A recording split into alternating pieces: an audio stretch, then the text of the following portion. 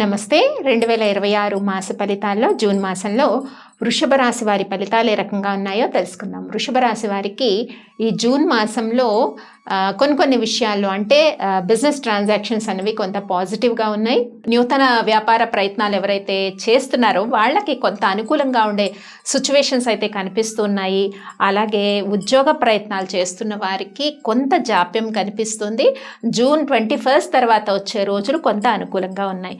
విద్యార్థులు కొంత విద్య పట్ల ప్రత్యేకించి శ్రద్ధ వహించాల్సిన పరిస్థితి ఉంది. ఆర్థిక విషయాల్లో అంటే బిజినెస్ ట్రాన్సాక్షన్స్ కానీ అంటే మనీ ట్రాన్సాక్షన్స్ ఏవైతే ఉంటాయో ఆ విషయాల్లో జాగ్రత్త తీసుకోవాలి.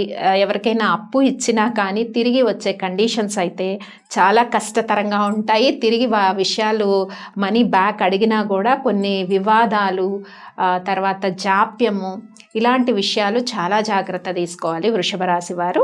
ఈ మాసంలో కొంత అనారోగ్య సమస్యలు ఎక్కువగా ఉండే సిచ్యువేషన్స్ అయితే కనిపిస్తున్నాయి. జూన్ 23 వరకు ఉండే డేస్ అన్నీ కూడా ఆరోగ్య విషయాల్లో జాగ్రత్త తీసుకోండి. ముఖ్యంగా గృహిణులు కొంత మానసిక ప్రశాంతత అవసరం.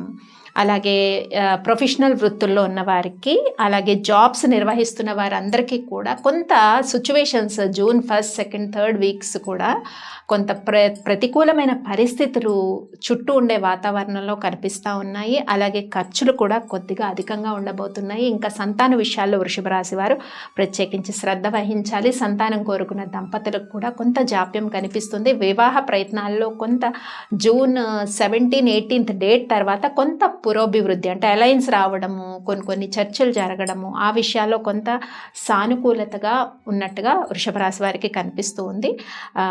విద్యార్థులు కూడా విద్య పట్ల అధికంగా శ్రద్ధ వహించాల్సిన పరిస్థితి అయితే కనిపిస్తూ ఉంది. మరి చిన్న పరిశ్రమలు నడిపే వారికి, అలాగే కళాకారులకి, మార్కెటింగ్ రంగాల్లో ఉన్నవారికి, వైద్య రంగంలో ఉన్నవారికి కూడా కొన్ని పరిస్థితులు ప్రతికూలంగా ఉండే సిచ్యువేషన్స్ ఉంటాయి. అంటే బిజినెస్ ట్రాన్సాక్షన్స్ విషయమై పాజిటివ్గా ఉండొచ్చు, కానీ ఖర్చుల విషయం కానీ కొన్ని అవమానాలు ఇలాంటివన్నీ కూడా చోటు చేసుకునే పరిస్థితి ఉంది. వృషభ రాశి వారి ఈ మాసంలో కొంత ఆదిత్య హృదయము పారాయణం చేయటం వల్ల, రామరక్ష స్తోత్రాన్ని పఠించడం వల్ల కొన్ని సత్ఫలితాలు కలుగుతాయి. స్వస్తి.